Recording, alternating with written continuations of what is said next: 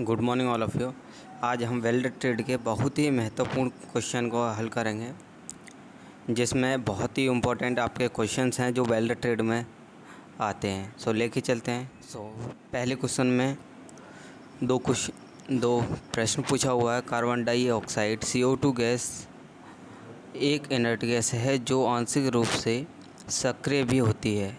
यह दो गैसों का मिश्रण है। वो कौन कौन सी दो गैस हैं जिनका ये मिश्रण है? तो वो है, फर्स्ट है इसमें आपकी कार्बन मोनोऑक्साइड और ऑक्सीजन। इन दोनों गैसों का मिश्रण है ये। इसमें आपका नेक्स्ट क्वेश्चन है जो 2 नंबर का है, जिसमें पूछा हुआ है CO2 गैस रेगुलेटर में यदि नमी होगी तो क्या प्रभाव पड़ेगा। इसमें जो सही आंसर है आपका वो C, जिसमें बताया हुआ है गैस बर्फ़ में परिवर्तित हो जाती है, जिससे गैस मार्ग अवरुद्ध हो जाता है। और नेक्स्ट क्वेश्चन है आपका, जिसमें पूछा हुआ है गैस फ्लोमीटर को गैस प्रवाह मापी कहते हैं। इसमें गैस प्रवाह की दर को नियंत्रित किया जाता है। वो किसके द्वारा नियंत्रित किया जाता है? इसमें जो आंसर है आपका वो है एडजस्टेबल वाल्व द्वारा नियंत्रित किया जाता है। और नेक्स्ट क्वेश्चन है आपका, जब CO2 वेल्डिंग में अक्रिय गैस प्रयोग की जाती है तो उसे कहते हैं गैस मेटल आर्क वेल्डिंग, यानी कि GMAW। और नेक्स्ट क्वेश्चन है आपका, जब CO2 वेल्डिंग में आंशिक सक्रिय यानी कि इनर्ट गैस प्रयोग की जाती है तो इसे कहते हैं MAG, यानी कि metal active gas welding. So next question है आपका इसमें, जिसमें पूछा हुआ है CO2 वेल्डिंग में मशीन प्रयोग की जाती है। तो इसमें आपकी जो मशीन प्रयोग कहते हैं, इसमें आपका जो आंसर है वो है C, जिसमें DC welding machine reverse polarity यानी कि DCRP द्वारा प्रयोग की जाती है ये मशीन इसमें। और इसमें आपका नेक्स्ट क्वेश्चन है, जिसमें पूछा हुआ है CO2 वेल्डिंग में वायर फीडर हेतु DC मोटर गति को कम करने gear box roll drive gas solenoid valve प्रयोग किया जाता है। वायर की गति के नियंत्रण हेतु मीटर प्रयोग किया जाता है। और इसमें आपका C आंसर सही है, पोटेशियोमीटर प्रयोग किया जाता है। और नेक्स्ट है इसमें 8 नंबर का क्वेश्चन, जिसमें पूछा हुआ है CO2 इलेक्ट्रोड में फ्लक्स कोटिंग होती है या है, ठीक है। तो इसमें जो आंसर है आपका वह है B, यानी कि इसमें फ्लक्स कोटिंग नहीं होती है CO2 गैस में।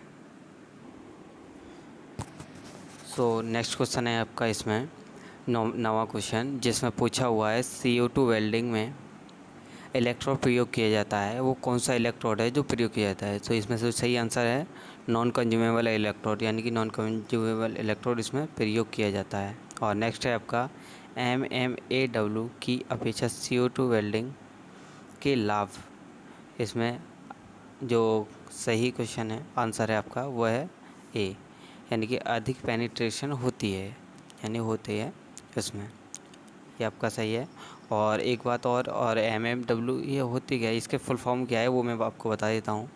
इसकी फुल फॉर्म होती है स्टूडेंट इसकी जो फुल फॉर्म होती है मैनुअल मेटल आर्क वेल्डिंग होती है, इसकी फुल फॉर्म MMAW की। और इसमें नेक्स्ट क्वेश्चन है आपका 11वें नंबर का, जिसमें पूछा हुआ है CO2 वेल्डिंग की सीमाएं हैं। CO2 वेल्डिंग की सीमाएं, जिसमें ऑप्शन दिए हुए हैं आपके, यह एक जटिल है, उपकरण बहुत महंगे हैं, हवा के झोंकों में मुक्त प्रवाह प्रभावित होता है, उपरोक्त सभी। तो इसमें जो आंसर रहेगा वो उपरोक्त सभी, यानी कि सभी इसके सही हैं। सो दोस्तों नेक्स्ट क्वेश्चन है आपका, जिसमें 12 क्वेश्चन है, जिसमें पूछा हुआ है CO2 वेल्डिंग के प्रमुख प्रयोग। CO2 वेल्डिंग के प्रमुख प्रयोग कौन से हैं वो आप देख पाएंगे, जिसमें ऑप्शन दिया हुआ है। A ऑप्शन है आपका हल्के व भारी फैब्रिकेशन वर्क, या B है आपका क्वेश्चन हवाई जहाज़ उद्योग बॉडी बनाने में, या फिर C है क्वेश्चन आपका ऑप्शन, जिसमें पूछा हुआ है स्टेनलेस स्टील एल्यूमिनियम तांबा व निकल आदि धातुओं की वेल्डिंग की जा सकती है। तो इसमें आपके उपरोक्त सभी सही हैं। इसमें आपके सभी इसमें नॉर्मल क्वेश्चन दिए हुए हैं। और नेक्स्ट क्वेश्चन है आपका 13वां, जिसमें पूछा हुआ है मेटल एक्टिव गैस यानी MEG वेल्डिंग में निम्नलिखित में से गैसें प्रयोग की जाती हैं। वो की जाती हैं सक्रिय गैस यानी कि इनर्ट गैस प्रयोग की जाती हैं इसमें आपके। और नेक्स्ट क्वेश्चन है आपका 14वां नंबर का, जिसमें पूछा हुआ है CO2 वेल्डिंग को शील्डिंग गैस के रूप में इसलिए प्रयोग किया जाता है, यानी किस लिए प्रयोग किया जाता है CO2 वेल्डिंग को शील्डिंग गैस के रूप में। तो इसमें जो लिखा हुआ है वह है दूसरी गैसों की अपेक्षा सस्ती होती है, इसलिए इसको प्रयोग किया जाता है। और नेक्स्ट क्वेश्चन है CO2 वेल्डिंग का दूसरा नाम क्या है। वह है, पहले भी मैंने बताया हुआ था, MEG वेल्डिंग है यानी कि मेटल एक्टिव गैस वेल्डिंग, इसका दूसरा नाम। और नेक्स्ट क्वेश्चन है आपका 16वें नंबर का, जिसमें पूछा हुआ है धातु ट्रांसफ़र निम्न में से है। धातु ट्रांसफ़र इनमें से सारी हैं, जिसमें बताया हुआ है आपका spray transformer, circuit transformer, globular transformer. ये आपके तीनों ट्रांसफार्मर द्वारा धातु ट्रांसफ़र होती हैं। और नेक्स्ट क्वेश्चन है आपका 17 का, जिसमें पूछा हुआ है मेटल ट्रांसफार्मर निम्न में से किस पर निर्भर करता है। मेटल ट्रांसफार्मर निम्न में से किस पर निर्भर करता है, और जिसमें ऑप्शन दिए हुए हैं electrode wire size, shielding gas और आर्क वोल्टेज वो पेन वेल्डिंग करंट, इन पे सब पे निर्भर करता है। इसमें सभी सही हैं ऑप्शन में।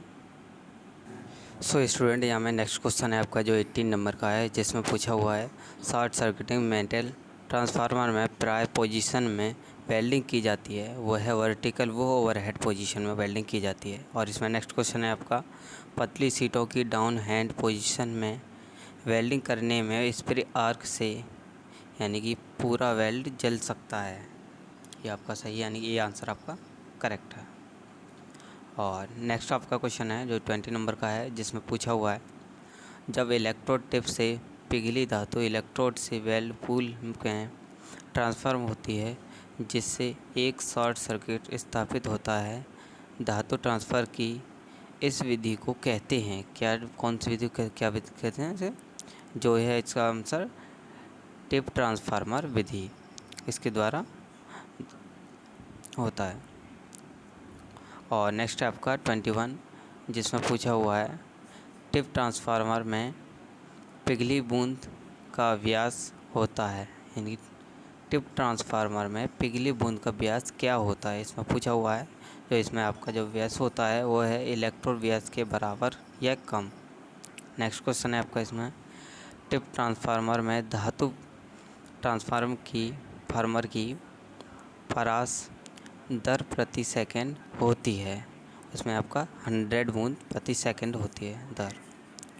इसमें नेक्स्ट क्वेश्चन है आपका वायर इलेक्ट्रोड टिप और कॉन्टैक्ट ट्यूब के सिरे के बीच की दूरी को कहते हैं, यानी कि वायर इलेक्ट्रोड टिप और कॉन्टैक्ट ट्यूब के सिरे जो होते हैं उनके बीच की दूरी को क्या कहते हैं। उनके बीच की दूरी को कहते हैं स्टिक आउट।